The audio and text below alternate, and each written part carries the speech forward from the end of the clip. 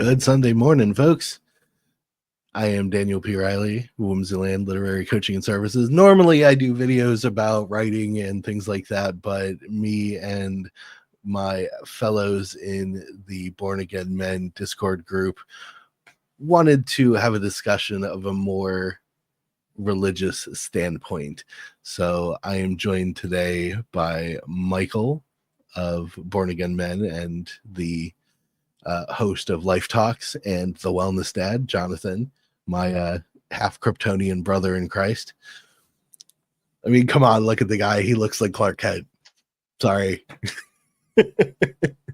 And today we wanted to kind of get into some faith-based discussions. And the first thing that we decided to talk about started in our group discussion yesterday. That was perfection. So we hear in the Bible, seek the perfection of God. But the concept of perfection to man and the concept of perfection of God, I think, are two different things. And I'm going to let Michael chime in here because I know he's got something to say about it. Well, thanks for having me here. First of all, you guys hear me all right? Yep, you're good. Yeah, so I put a video out on this a while back because it was something that I feel like unconsciously I was wrestling with because it's like people will tell you nobody's perfect. And that's like one of the best things I think you can hear when you're going through, a rough patch. You're trying to get to that, you're trying everything you got and you're not getting to that place you want to get to. And, a friendly, nobody's perfect. You make mistakes is, I think, a good thing to hear. But at the same time, I realized the negative side of that is that it gives like an out to not aim for the best version of yourself, the highest version, closer to God. And what is God? God is perfection. So aiming towards God is to be perfect. And, I definitely agree that I mean, I speak about paradoxes all the time. I feel like it's something that, you know, it's funny. You said before religious, right? We're going to have a religious talk. Even when I hear that, I hear essentially division when that word comes out, right? Oh, great, religion, right? Mm-hmm. I had a discussion the other day about, don't talk about religion and politics. Whereas my view is that's the most important thing to talk about. But I also understand when people say that, they're referring to people who are just going to come in the you know, Trump and this, now instantly the trigger words, everyone's separated. But yeah, I do think, just to branch off what I had said yesterday in the call is that I do believe that we can attain perfection, but at the same time, the paradox is that we'll never be perfect as ego. Historically, we've all fallen. All of us have fallen. I mean, I do believe in the word of God, trying to grow in that and understand it, not just be a Bible thumper. Um, Everyone's messed up. Everybody's screwed up. Since Adam and Eve, we're all in that fallen nature. And to try to pretend that we're perfect is pride. It's arrogance. It's blindness. But at the same time, it's what is perfection from a spiritual. And I kind of look at it is in the ownership of how weak I am, how broken I am made strong.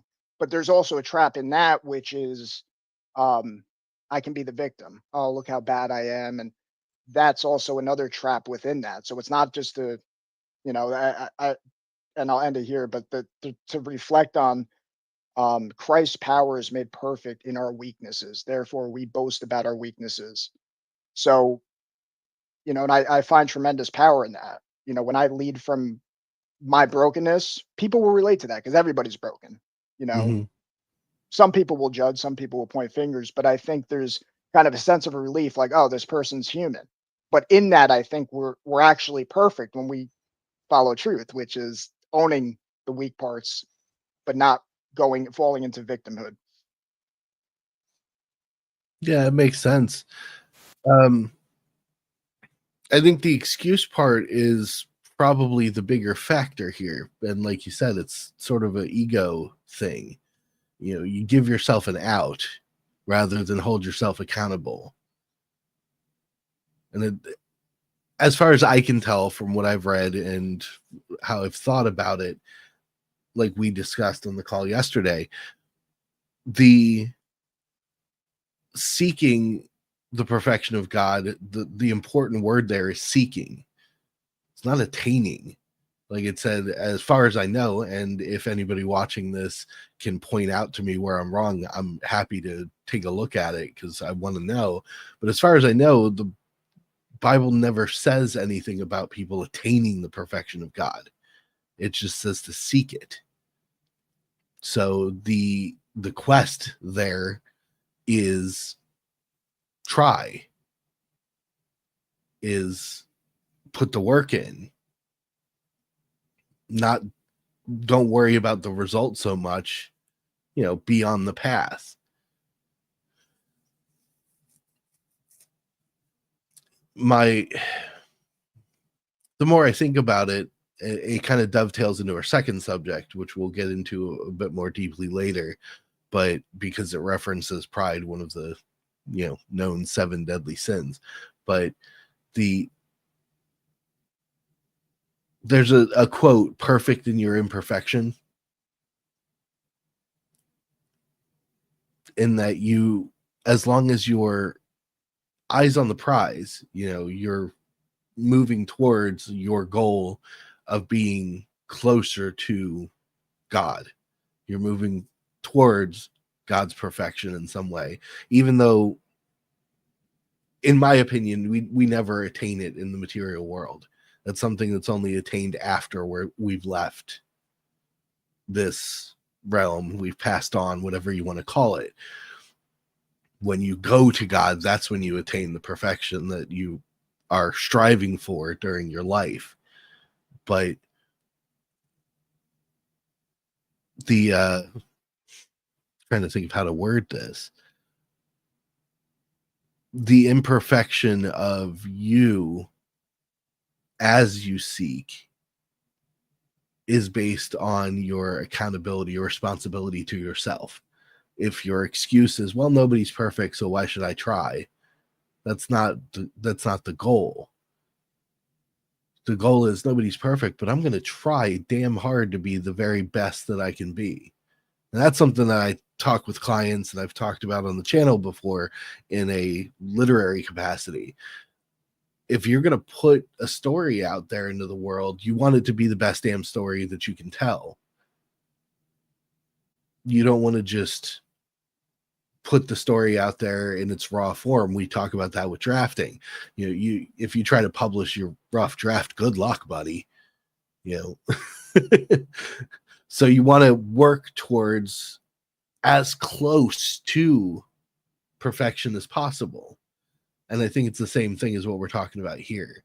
You recognizing that we can't achieve God's perfection here on earth because there's sin in us and we instinctually react based on it, which we'll get into later. Because it's an instinct to react on it, it's subconscious, it's not conscious. You can't stop it. It's going to happen. The example we used in the call yesterday was lust. The simple point of seeing, the example we use, seeing a beautiful woman and recognizing that she is beautiful is in and of itself an act of lust. But it's also a biological imperative. So there's no control over that. The sin happened. And it happened before you even thought about it. Just, ooh, pretty. Boom. There it is.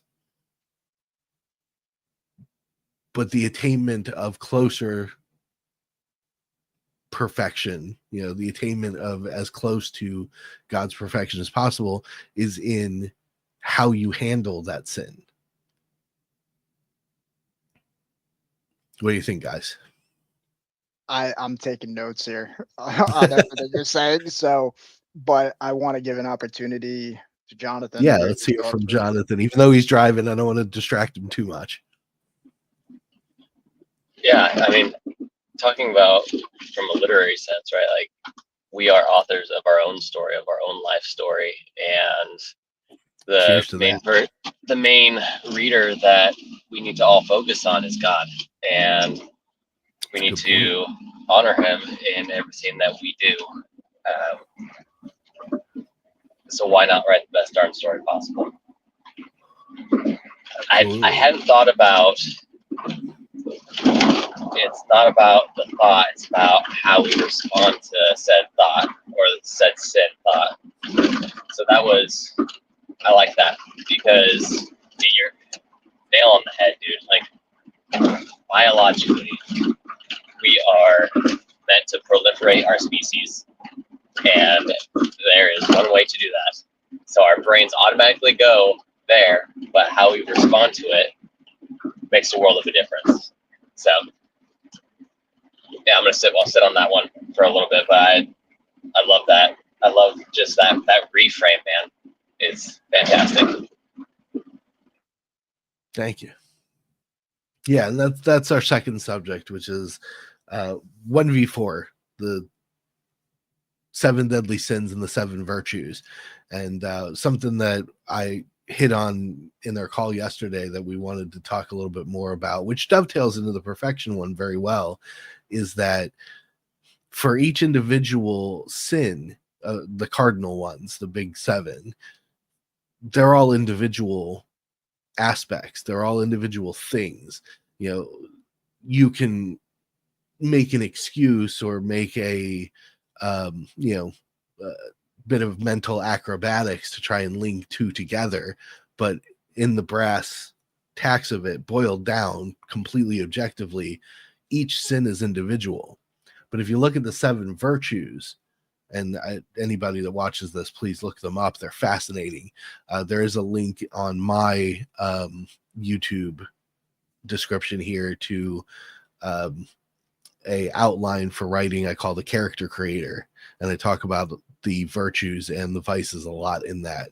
So if you want that as a quick reference, the link's down in the bio.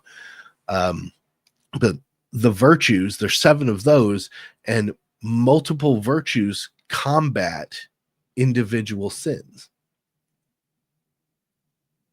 So there are multiple pathways to counteracting the moment that a sin rises in you. To use the lust example, like we were talking about yesterday, temperance in and of itself negates lust, which is restraint, moderation. You have that moment of, damn, she's pretty, but your brain doesn't go any further than that because you say, I'm not dating her, I'm not married to her, she is not beholden to me in any way. So I recognize that she's a beautiful woman and I move on with my life. Whereas someone who would leap into the sin of lust, would go looking for her OnlyFans. Humility also counteracts lust. Recognizing within yourself, hey, Imaji-chan, recognizing within yourself that you are something that commits sin, and sin that you have no control over also helps. Yeah, I looked at her butt. Shouldn't have done that. You recognize it. Okay, yeah, I did. My bad. And then you can use justice, treating people the way they should be treated. Yeah, I shouldn't have done that. I need to if I want to get to know this beautiful woman, I need to know her as a person, not an object. So there's multiple pathways to neutralizing each individual sin. And you can use those multiple pathways to get closer to that concept of God's perfection.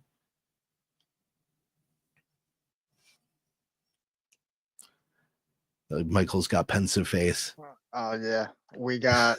All right, so, um, So the seeking part, just to start on Yeah, that, let's get back you to said that. seeking. So I got my mug here. So just seek Seek first. first. Seek first. Hmm. So I look at that as that's the first thing we should do. Generally, sinner, right? It's not the first thing I've done. Chased after money, lust, all the other things. Got the reward from those, not satisfied. So here we are on the call. So many a calls.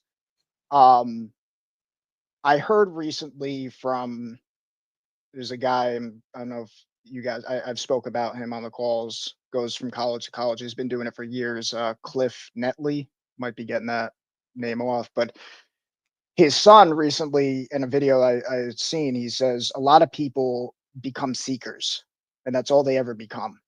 Mm, And I thought that was really interesting because I identify with that. I'm always seeking, seeking, seeking, seeking. And on one level, I think it's a good thing. In order to enter the kingdom of heaven, you have to become again like a child. And I look at that like, what does a child do? It's always seeking. Why? Why? To the point where parents are like, I don't know, right? There's a great comedy bit about that. mhm. Um, where it's like you start questioning your own existence. Um, which is a good thing, but to its fault, it becomes it's ridiculous in another. But um, there's a Yeah. couple quotes that Sorry. If you want to experience true existential dread, have a 3-year-old. Dread? I don't know. I mean, certainly at these moments, but I do enjoy the inquisitive nature. But after a long shift, going home to that, I agree completely. It is quite dreadful. paradox. Um, so there's a few lines that just make me want. It's like I believe help me to remove my disbelief. So, Hmm. um, one here's a few of the lines that came to my mind, which is first of all, the kingdom of heaven is here now. That's a line. Um, Nay, in all these things, we are more than conquerors through him that loved us. Tell you, sometimes I don't feel like a conqueror. And the moment I feel like a conqueror, I feel like, is that pride? But that's a line in the Bible. We are conquerors, Hmm. more than conquerors. Yeah, I think of a conqueror, someone, they win, right? They conquer. But, you know, if that's digested by the ego, it's like, yes, I'm a conqueror. Um, Let not the left hand know what the right hand is doing. So I think of perfection in the idea that the second we identify with perfection, I am perfect, I am great. If we're thinking we're perfect, we're not perfect. So it's another kind of paradox. And that's why I love when Christ said, let not the left hand know what the right hand is doing when you're giving to the poor. You're not doing it for but it's actually in its highest way, it's one of the best things you're giving. It's like when your heart's full, you're giving, you're not thinking, well, what will I get out of this? Right. But so there's that, which I would tie that into the perfection where it's like, if you're thinking I'm doing this to get something, it's more of it's it's not perfect. So it loses its perfect action. And when you went on to the lust, I love the line for the good that I do not, but the evil which I would not, that I do. I mean, the first time I really resonated with that line, it's like, I want to do these things, but what am I actually doing? And Hmm. I think that as you uproot those, which, we can dive into um, the virtues and the sins, that I think it naturally disappears. And the last thing I'd say is you know, you look at the butt, right? And then the guilt, the shame, whatever, right? But what came to my mind is lust. You said moderation, Hmm. which I equal that with discipline, and that's what a Yes. disciple is essentially. It's rooted in the word. But what also comes with me with that, which I've really reflected on, is there has to be a why. Why am I denying? Because to me, if that why is not there, then it's simply don't look at the butt, which to me is the worst thing you could, not the worst thing. there's worse things, but it doesn't essentially help the person who's trying to justify why they are denying. So, um, because as you build on the why, then that goes hand in hand with that. And one of the tools that I look at why deny essentially is not don't look at the but. The question is, and then what? Well, Mhm. then I cut, and then what? And then I feel good, and then what? Sexually, it always goes back to the orgasm. And how long does an orgasm last? It's over. And then what? And then what? And you start to see it's like, okay, then I need another one. And as Christ says, it's like you drink from the water that I give you, and you'll never thirst again. But the world, it's I want another one. I want another one. And when you start to zoom out and see that, then it loses its pull. Um, so I think those two for me go hand in hand. And for me, I focus on the why. And I also just a shout out to Tyler Todd. He says a great line. He says the enemy wants sex outside of marriage and sexless marriages. So I think the idea is that touch the butt in marriage. It's there, Yeah. like, and encourage that. Encourage that. We have this like, um, this religious idea where it's like lust bad. It's like lust good in its proper context. Well, I mean, lust maybe not the best word, but love builds that into it, in its proper order. We're Agreed. meant to procreate. We're meant to sex is meant to be amazing. It's us that we've not followed the right way and got caught into the world, but in its proper order, it's perfect. There's nothing wrong with the world in and of its there is. This is where the paradox, it's hard to articulate, but it's spirit first, then world. Beautiful. Or a great line that I always reflect on is the mind is a great servant, horrible master. The mind is essentially the world. You get lost in the world, lost in the mind, the thoughts. Very true. Um, I think the missing piece to what you were just talking about might be the idea of marriage as the perfect union. Is in that if you're expressing yourself, it's not a sin of lust to express your desire for your wife. It's a sin of lust to express your desire for the neighbor next door. And there's the context difference between the two things. And that comes into the discipline, that comes into temperance, self-restraint. And building on that, what you were talking about, it not less becoming a conscious thing and more of a subconscious thing. I know people who are happily married and don't feel the need to look at other women beyond the, oh, she's pretty moment. But as they say, they speak the statement of, yeah, but I love my wife. There's a really funny trap video of these two scantily clad girls going up an escalator, and they reach across and touch this guy, and he looks over at them and he smiles, and they start waving at him, and he just holds his hand up and points to the ring on his finger. That is the temperance that we're talking about. It's the self-restraint and the moderation. Yes, they're pretty girls. Yes, they just flirted with me. No, I'm married. You draw the line. Yes, we know you're lurking, Maji Chan. I can see you in the viewership. But like you were, Real it's not quick, can I just yeah, on go that ahead. point, the what's really been on my heart is the line that the enemy cannot make hell look beautiful, but the path to hell beautiful. I love Correct. that because I'm married, right? On the finger. The it's again, it's the built into why deny, because I think God is truth. We're following truth. And that's where I think, in part, to tie it back to the original point, the path to perfection is owning your imperfection. Okay, I have this thought.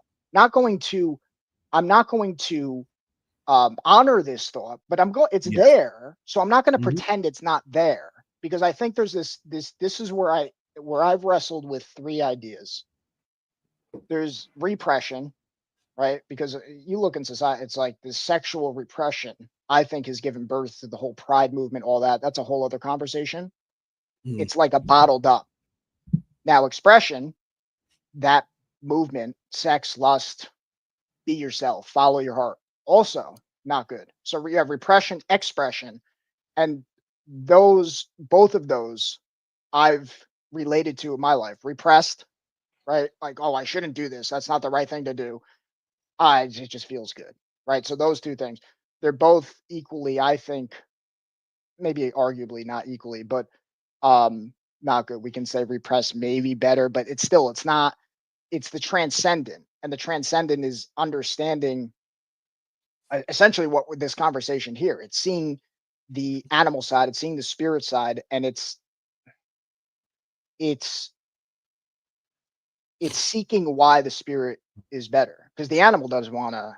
The ego is like, yeah, okay, okay. It's like it's almost poking all your beliefs, and Mhm. and I think essentially the the path to Christ is welcoming the poking, because like as you start to see it, I think that's really where the you'll be hated part comes in. I was hated first, because it's just like there's this idea, it's like the shining white knight, right? Oh, here we go, white knight guy coming in, right? But on another level, it's like I want to be the white knight.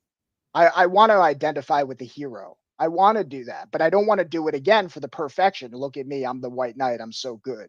So it's like, again, this is where I meet this paradox. It's like, you know, it's almost like, and I'm sure your viewers would appreciate, right? It's like the Batman, you know, um, Joker conflict, right? It's like, what just comes to my mind is you're not like them.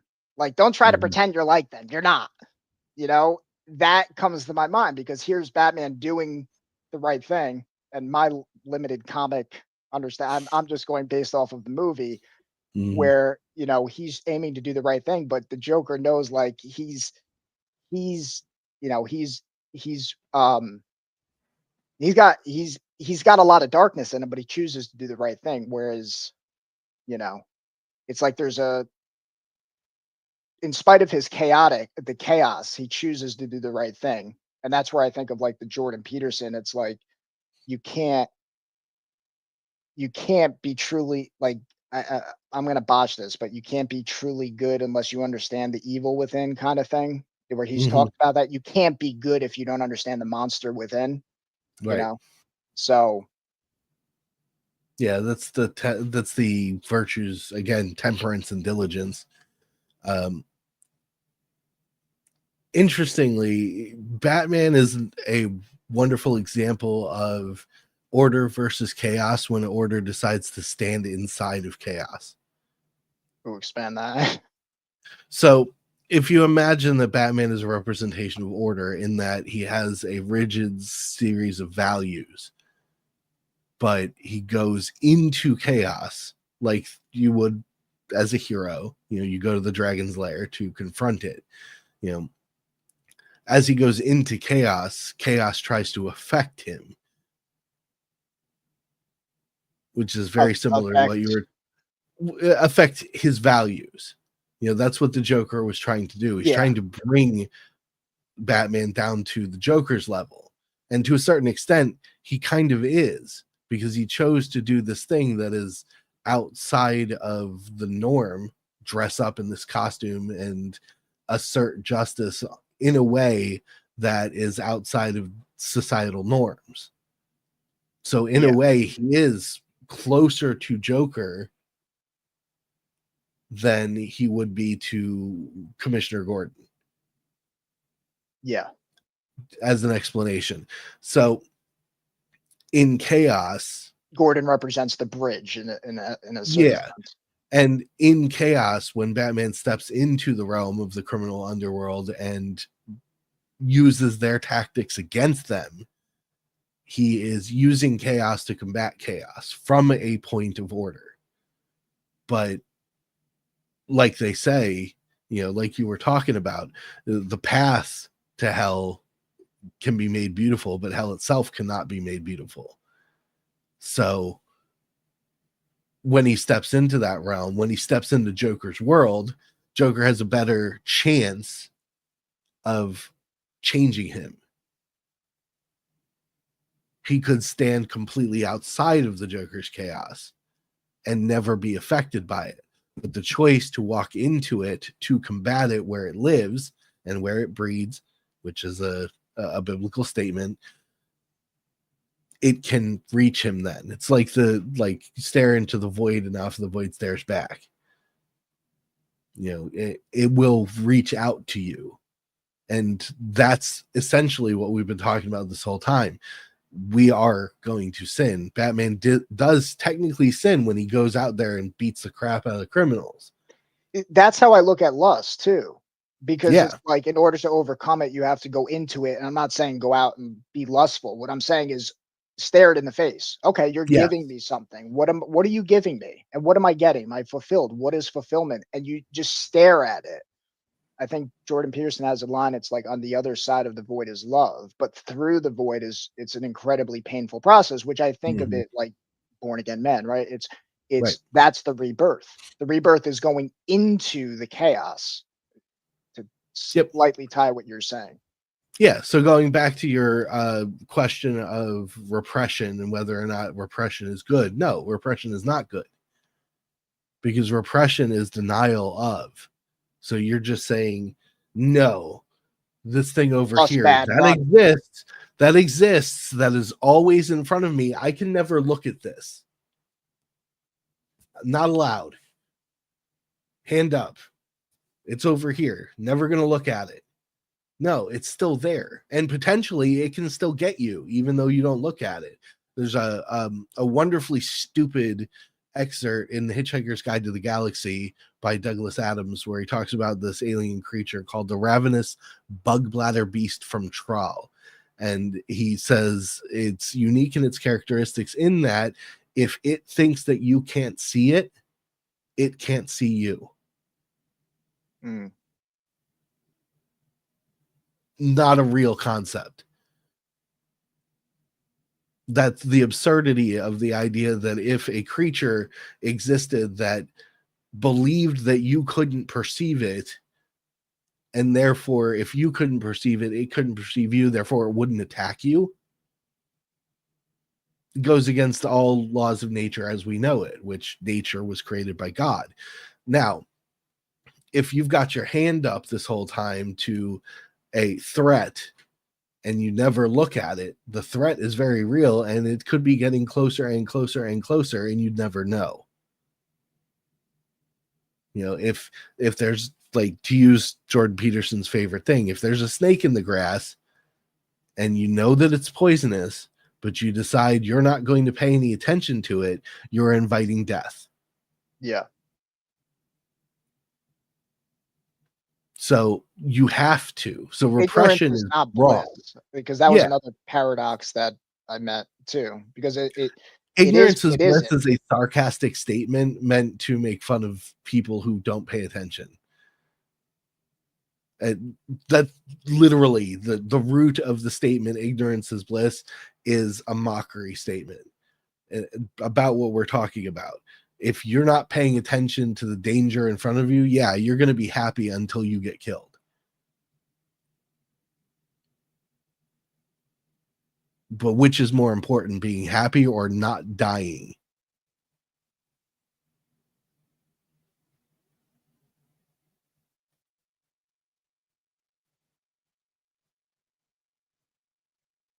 My mind always goes to paradox, because it's like, because, and again, maybe there's just layers to this, right? Like, and a reframe comes to mind. It's like, how do I reframe this? It's like when one person says something like ignorance is bliss, I'm listening. And when another person says it, I think exactly what you just said. It's foolishness. And it's because, like, I take, again, the politics and religion thing. it's the first thing I want to talk about when I meet somebody, right? But at the same time, it's like, I don't at the same time. So it's like, there's a certain organic element to it. It's like, all right, maybe it's just not there. Maybe there's clues, that it's welcomed or not. But, I think about, there's It's a times where I lot of got, nuance. yeah, there's times I've gotten so caught up in politics and religion where it's like, no, this is from ego. Um, but it's like, essentially it's, you see how I see how people don't want to talk about politics and religion. So there's certain times where ignorance, it's hard to put into words, but like ignorance is bliss in the sense that I see the abyss and I'm choosing to look on the other side. So I'm ignoring on a certain level. It's almost like, think about YouTube, right? Ignorance is bliss if I'm not looking at the comments. I'm not looking at the or if I am looking at the criticism, I'm looking at it through the lens of like, I'm looking at it, I'm filtering out where is the constructive criticism, where is the blind criticism, and just choosing to ignore anything that is not bringing me closer to a higher truth. So ignorance is bliss when it's properly ordered, maybe I could say, because it's Well, like if I sign on and look at all the negative comments and I look at all the negativity and it, it, it's like the same concept we're just talking about. It's welcoming the negativity, but also ignoring, choosing consciously, serenity prayer maybe is a better way. mhm. That which I can change, not change, the wisdom to know the Right. difference. Yep. So, but on one level though, what you're saying I think is right too. If you're just like, no, I'll put my head in the sand, where it's like, no, I'm gonna see the snakes, but I'm choosing to ignore the game they're playing in Interesting. another. Jonathan, you got something? Rocky popped into my head. So, it's not all rainbows and butterflies. Sometimes life knocks you down and it will keep you there if you let it. It's true. And we talk about it. The way out of that pit is God, and it's not meant to be easy. I found out firsthand, like after getting baptized, I was expecting a way different feeling. Like I was expecting this lightness,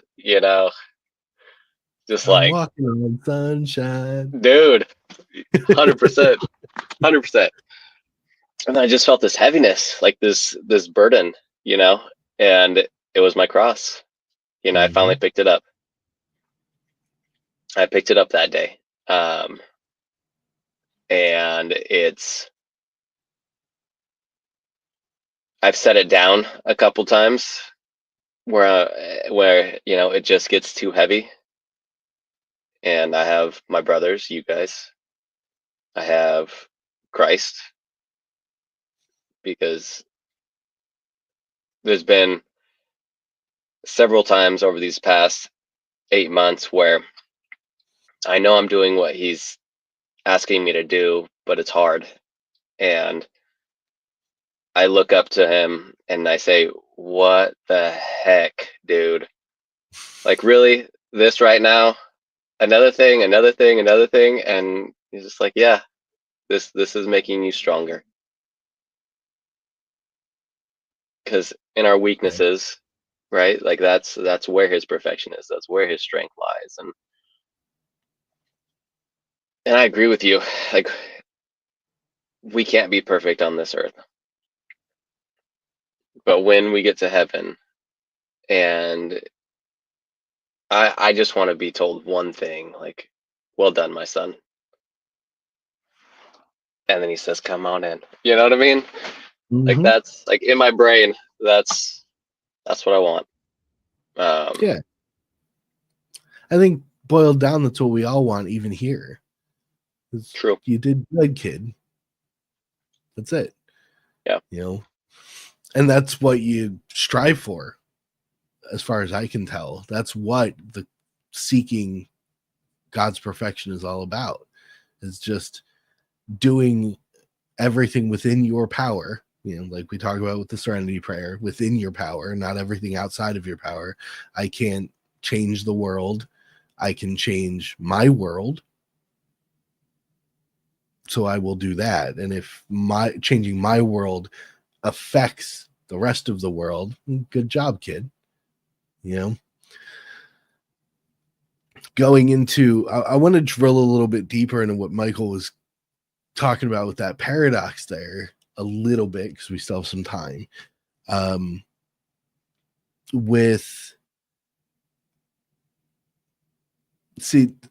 Fundamentally, ignorance is not paying attention. And I think what you're talking about when you're talking about paying attention to like the comments of a YouTube video, that's more, what's the word? Prioritizing, maybe. So that's like discernment. Like That's you what are my word. actually, When you're prioritizing something, you're ignoring something else. So I'm just playing with the word ignorance, right? okay. So to your point, Yeah, you're it's something saying to think ignorance about. is your point. Ignorance is essentially, correct me if I'm wrong. It's like it's being ignorant, which is not something that is conscious ignorance. Maybe I could say consciously Yeah, ignoring. Like if Jonathan or you're spending time with your child, right? You are ignoring other things. You're ignoring work. Yeah, hey, well, there's something busy right now. Yeah, something happening at work. Now's the time to spend with my child. Right. That's where yeah. so ignorance is to work in that moment. The definition of the word ignore is refuse to take notice of or acknowledge. And what you were talking about with the comments is not that you're refusing to take notice of or acknowledge the comments for what they are. You're using your discernment to prioritize what's relevant and what's not. So you're not actually ignoring it. You're just not giving it priority. Yeah, and it's almost like rising above it. Mhm. It's like because I think a Lion King, if Mufasa is giving attention to the hyenas on one level, like he can't ignore the hyenas, Mhm. like they'll They're a destroy threat. his kingdom. Yes. Right. So he sees them for what they are, but on another level, if he gives all his energy, you know, so it's not like he knows they're, he's not like he's not sticking his head in the sand, but he's also not, he's going to spend time with Simba. He's going to play with Simba. He's going to Right.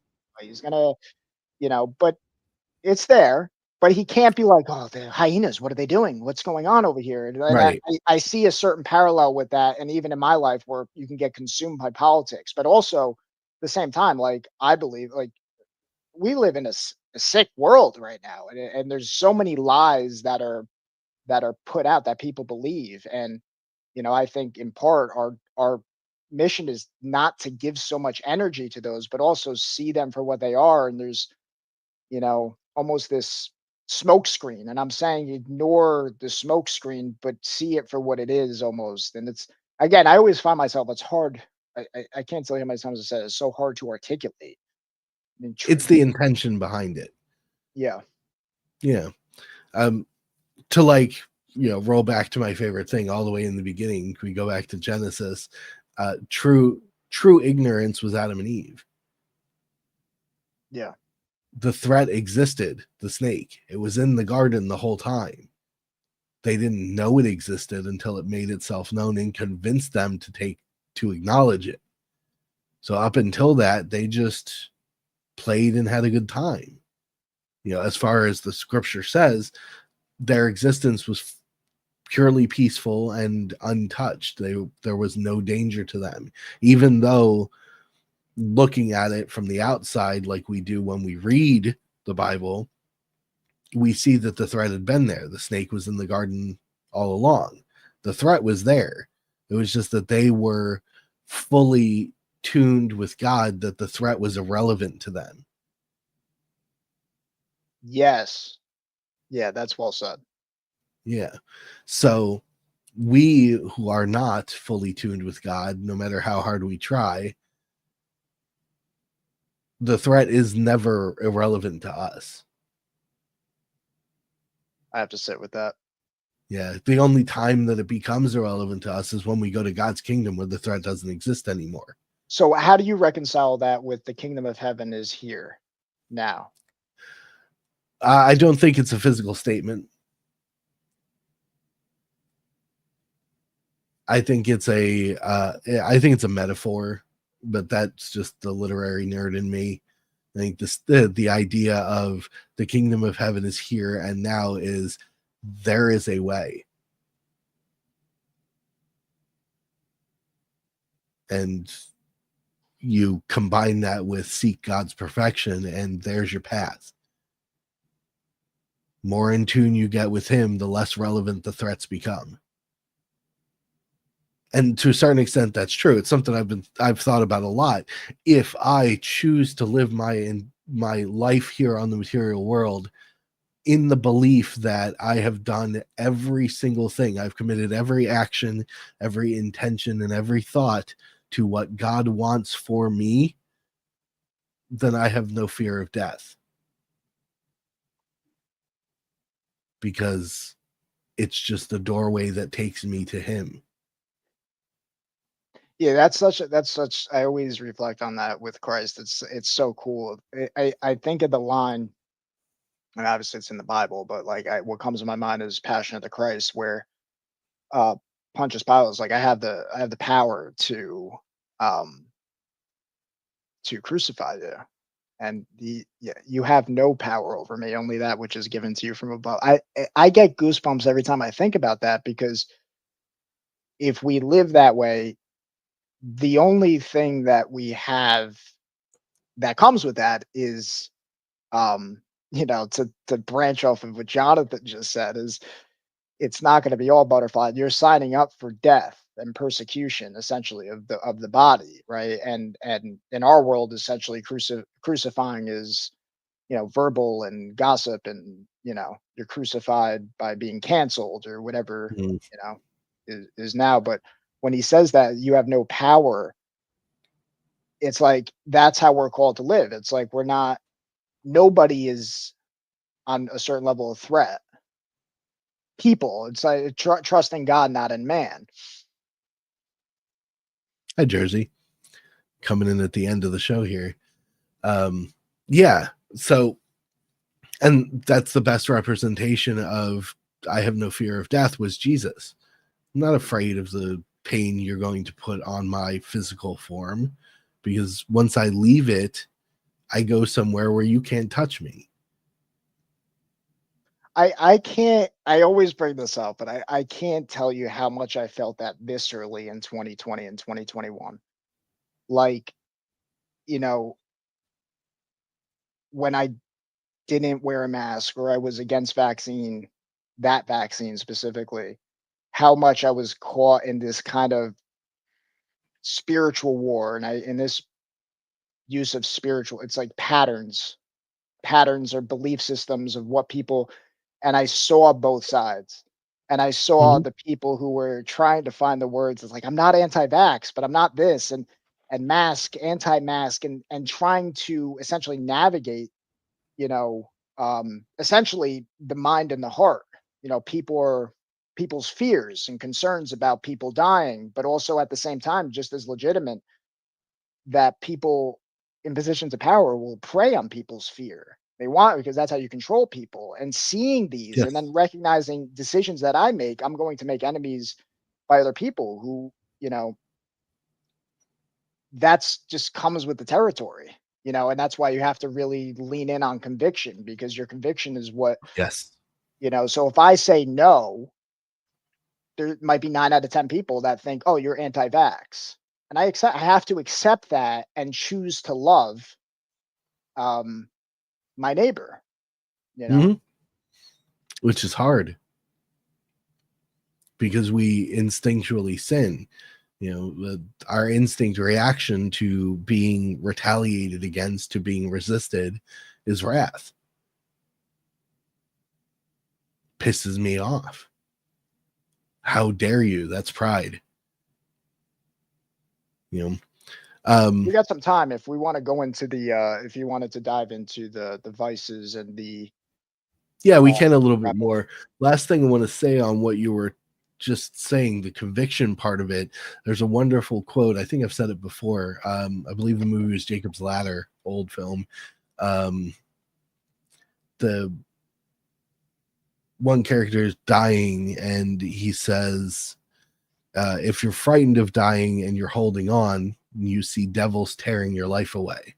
So if you fear death and you're trying to hold on to your life, then what you see is that somebody's taking it away from you. It's being removed from you violently. You have no control over that. But then he says in the latter half of it, but if you've made your peace, then those devils are really angels freeing you from the earth.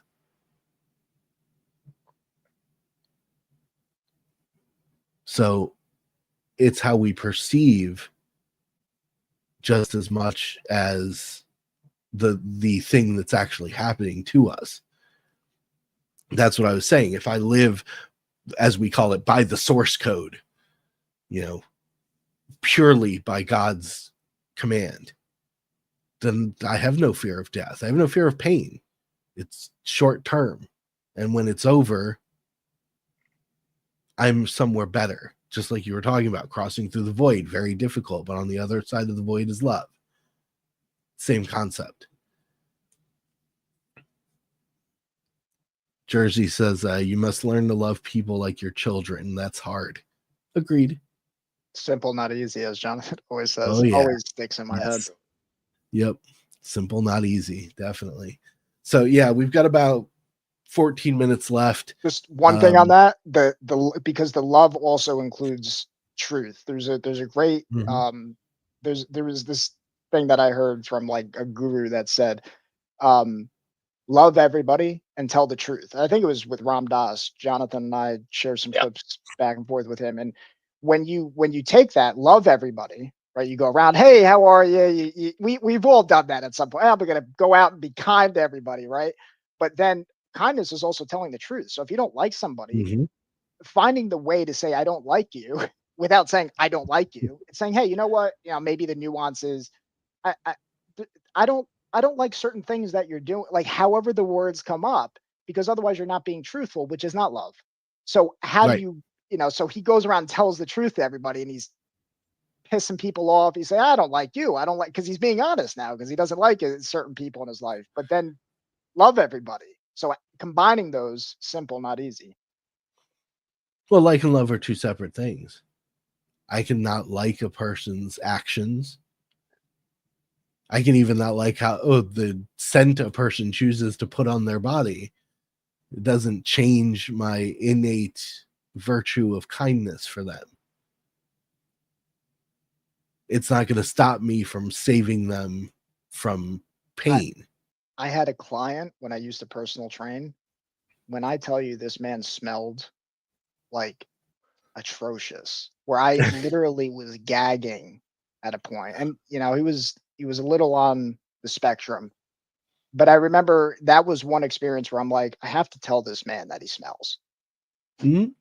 And I told him. And it felt good afterward. And he was very, receptive to hear it. But it's like that's what everybody, and he was kind of known in the gym, like that was the smelly guy. But it's just like to me, being loving towards him, like, hey, you smell. The same thing with me. You guys, to be loving towards me is say, hey, Mike, you're off here. My ego doesn't want to hear that. But that's where the humility comes in. It's like, hey, please correct me. It's in Proverbs, right? A foolish man doesn't want to be corrected. I'm aware of that within me. I don't want to be corrected. I tell you guys right now, I want to be corrected until you message me and say, Mike, you need to fix this. Yep. Absolutely. Society got it wrong. Love is an acceptance. It's not. Love is love. Acceptance is acceptance. Two separate things. And you don't have to accept the actions and behaviors of everyone that you love. And you do have to love them regardless of their actions and behaviors if you're going to follow the source code. Like we talk about, you meet them where they are, and if they don't want to hear it, then you kick the sand off of your feet in the doorstep, in the doorway. You walk away. Doesn't mean that you hate them, but people will see it that way because that's ego, that's pride. You know, but it is a act of actual true love to say to someone that you care about, I think you're doing this wrong. Come what may. That's what he was talking about, the resistance, you know, in the Pontius Pilate story. Okay, he could nail me to a cross and put me up on the top of a field for telling him that he's wrong. Am I going to let that stop me? Do I care enough to endure that pain? And he sweat And the blood answer, essentially from the like, answer should be yes. Should always be yes. You know, but that's the virtue of kindness. Like we've been sort of, you know, skirting up against. So in that, the 7 virtues, I'll bring them up so that I can give you a straightforward explanation. The 7 moral virtues are defined as chastity, temperance, charity, diligence, patience, kindness, and humility. And I've found that at least 3 virtues directly counteract individual sins. Most of the time, temperance is the winner. It seems to be the big backbone of the virtues, because if you can show discipline, restraint, then you can negate practically every one of the sins. I have eaten my fill, but I still want to eat more. Use temperance to stop yourself from having that extra plate of food. I fancy this girl. I'm going to have her. No. You know, I'm angry. I'm going to punch this dude in the face. No, probably not a good idea. There's your temperance. That one seems to be the backbone of all of the virtues, the most powerful one. But like Michael tends to say, why? And then what? That's where the other virtues come to play. I'm not going to punch this guy in the face. Why? Kindness.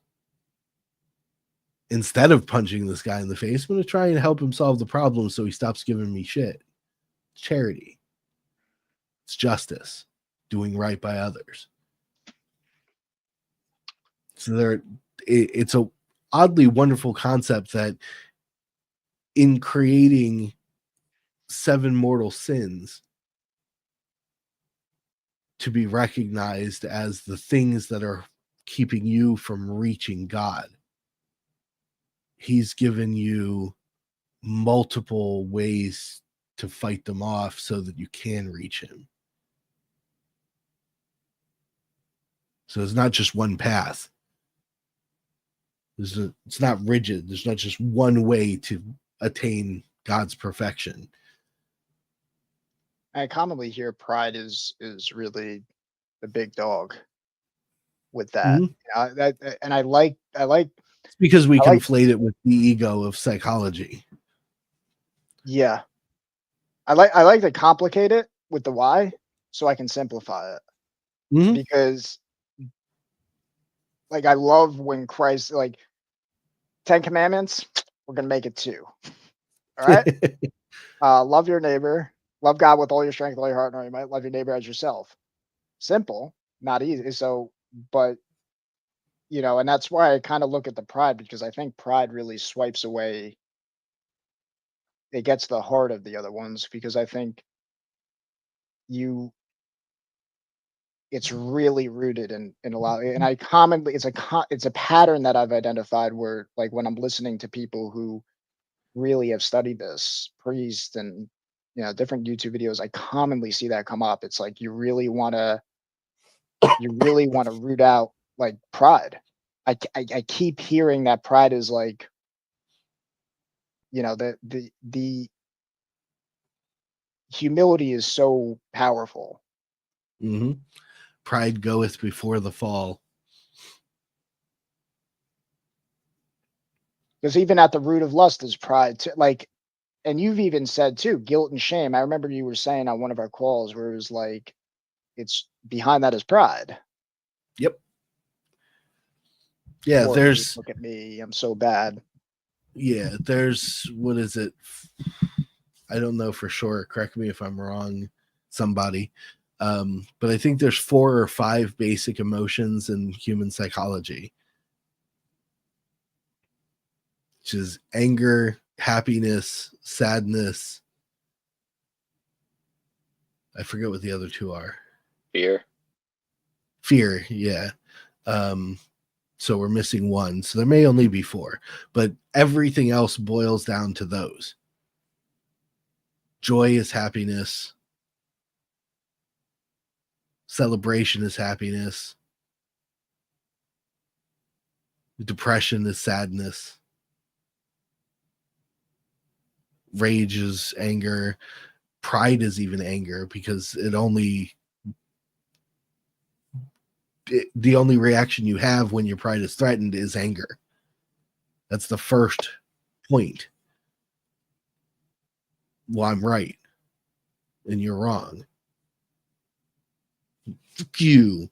You know, it's so simple, but like Jonathan says, simple, not easy. We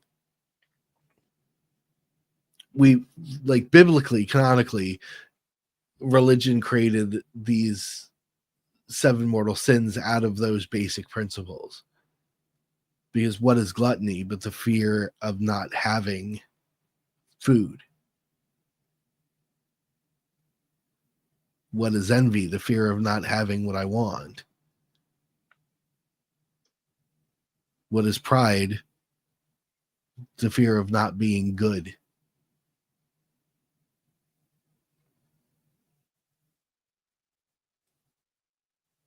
It's weird, isn't it? For me, like talking about asking why, make it complex to simplify. Pride comes down to doing it for ourselves. Humility comes down to doing it for God. Like, Charity is doing it for others. but ultimately, because God tells us to. I think Mm-hmm. that's where the left hand know, not the left hand know what the right hand is doing. Because even that, the do-gooders, look how good I am. Look how charity.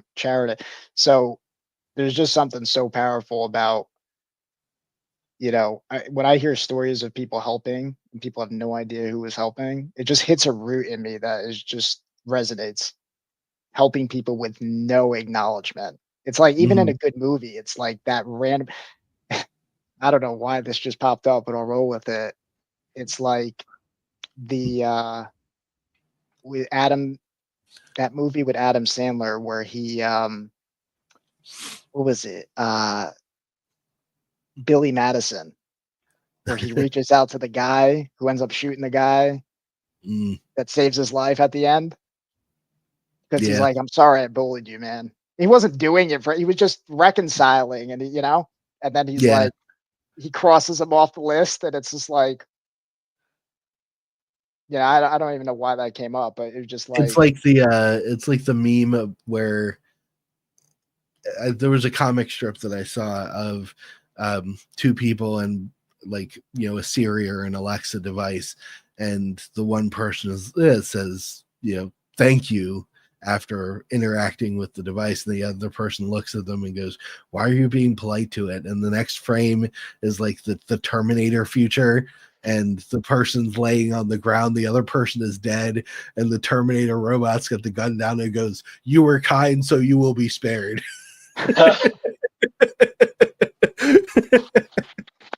You know, that's the root of it. Is behind all of this, I think, to wrap this up, because we've only got a couple of minutes left, the attainment of God's perfection, because God created us humans at all however many billions and whatever there are on the planet currently, we are all God's children. Therefore, we need to treat each other as family because we all come from the Father. And he said, love thy neighbor. So be nice to your brother and sister. And not love thy neighbor that believes the same way you do. Mm-hmm. You didn't, Right. There's that caveat. There's Yeah, Yeah, no, love that's thy where more neighbor. comes in, because that's stupid nuance. what's helped me with that is commonly is recognizing myself 5 years ago, 6 years ago, and how I acted and how different that was, and looking at it and like, how would I speak to younger version of me when I That's a was good more question. selfish and I was more arrogant and more ignorant, because I think that's a great bridge. That's something I I love love of. that question. It's a great thought exercise, but I always have to say, and I said it the last time you brought it up, it's fun to think about, but the brass tacks is you would sit down across from yourself, say all of this stuff, and Yeah, younger you would go, fuck off. yeah. But that's like a Who are great you? that's a great way to wrestle with it, because like I unapologetically say Christ now. Like, Mhm. I don't, because but at the same time, it's like that's why I brought up that movie Fury, because Yeah, when Brad Pitt is in playing in that movie where he is essentially he's like an undercover Christian, which is kind of cool. Like, he's not preaching Bible verses. In fact, he's pretending not to follow Christ because he's not doing it for look at me, I'm a Christian. But then at the end of the movie, you see how that plays out. Not to spoil it, but you see how I kind of did, but you see how it just plays out. And that to me is like more rooted in Christianity, in my view. You're not going around preaching about, but you're also being the example. So people, yes. that's really where the power is. So then when you Yep. do start reading scripture, like it has power versus just like, oh, I'm a Christian, you know. Another And I think that's one of the things, one of the biggest problems with Christianity nowadays is everyone's whipping out their Christian scorecard saying, oh, well, I went to church, 30 days this month and I read the Bible this many times, and like put away the Christian scorecard. Like that's not, last time I checked, that's not in the Bible anywhere. I could be wrong. I haven't read the full Bible yet. But pretty sure it's not in there. Um, and literally doing things because that's what God tells us to do. Like it really does. Like it really does. It boils down to that simplicity. Like it Mhm. does. Just do the thing God tells us to do. Do the things Jesus tells us to do, to even boil it down even simpler. Love God with all your heart, soul, mind. Love thy neighbor as yourself. Love your neighbor as Jesus loves us. And like we do those two simple things.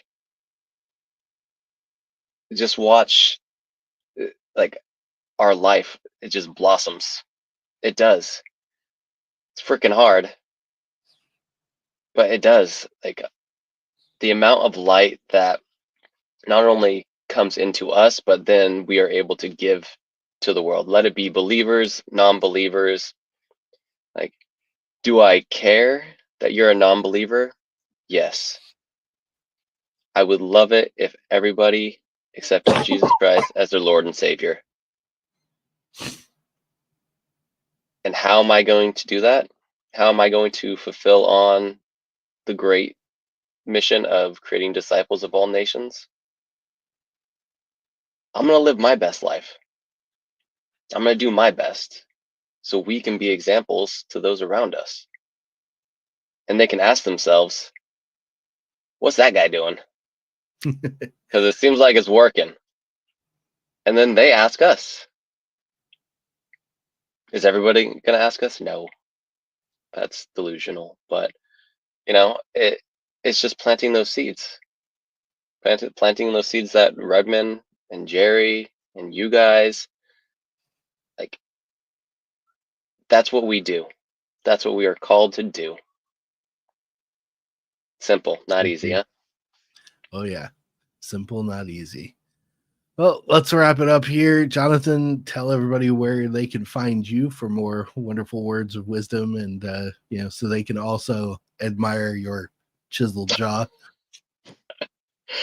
Well, as I'm sure Daniel and Michael know, I've been radio silent as of lately, pretty much on social media, working a couple jobs. So in the next few months, though, I'll be coming back full force, and I'm on Instagram at _wellness_dad. Same thing with Twitter, _wellness_dad. I usually do word on the workout, and I do a Bible verse, tell you a little bit about my workout, and then also just how to apply it to life.